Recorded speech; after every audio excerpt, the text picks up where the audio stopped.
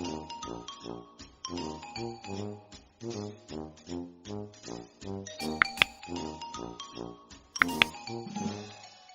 بيكم متابعين مطبخ سمر. معانا النهارده وصفه بسكوت سهله وبسيطه جدا، هي بسكوت النسكافيه. مقادير اللي معانا النهارده: عندنا نص كوبايه ومعلقتين كبار سمنه، ونص كوبايه زيت، معلقه كبيره نسكافيه مدوبينها في معلقه كبيره ميه سخنه، صفار بيضه، نص كوبايه سكر بودره، كوبايتين وربع دقيق، وربع كوبايه نشا، معلقتين كبار ونص كاكاو خام.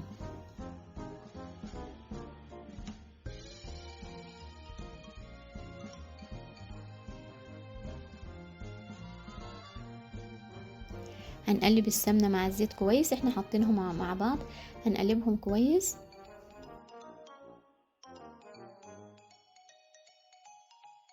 هنضيف السكر البودرة على السمنة والزيت ونقلبهم كويس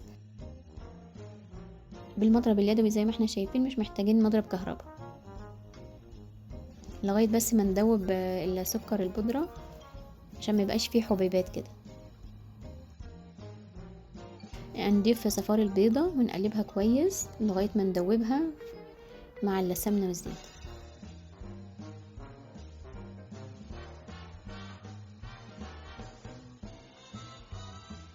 دلوقتي احنا كان عندنا معلقة نسكافيه مدوبينها في مية سخنة، ودي اول حاجة عملناها علشان تكون باردة لما نضيفها على بقية السوائل، عشان طبعا البيضة ما تبقاش زي المستوية كده.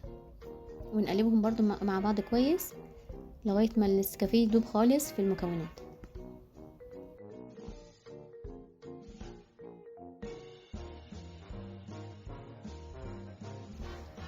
دلوقتي هنضيف احنا اضفنا النشا على الدقيق، هنضيفهم بقى لبقية المكونات السائلة. هنقلبهم كويس لغاية ما المكونات كلها تختلط مع بعض.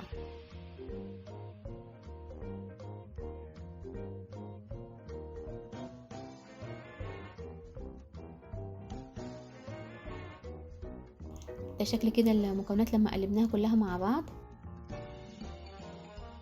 اخر حاجة دلوقتي هنضيفها الكاكاو. نخلي بالنا ان احنا الكاكاو اللي حطيناه كاكاو خام، يعني مش الكاكاو المحلى، ده كاكاو خام يعني بدون سكر خالص. هنقلب بقى الكاكاو مع كل المكونات. هو ميزة البسكوت دوت ان هو مش مسكر، وتحسوا ان انتوا يعني بتاكلوا حاجة مختلفة ومميزة. ده كده خلاص شكل البسكوت عندنا، هنبتدي بقى ايه نشكله. نحاول نخلي حبة البسكوت صغيرة علشان طبعا هو فيه سمنة، فحجمه بيزيد بعد التسوية.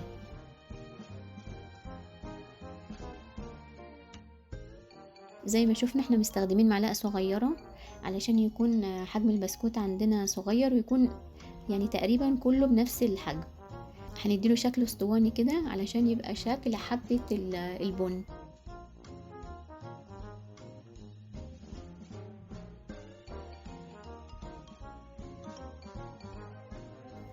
وهنشوف ازاي هنعملها دلوقتي تبقى شكل حبة البن.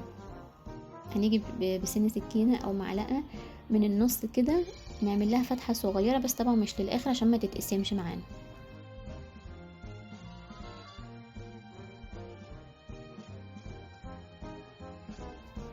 بحيث ان هي يبقى شكلها زي ما احنا شايفين كده، شكل حبة البن بالظبط.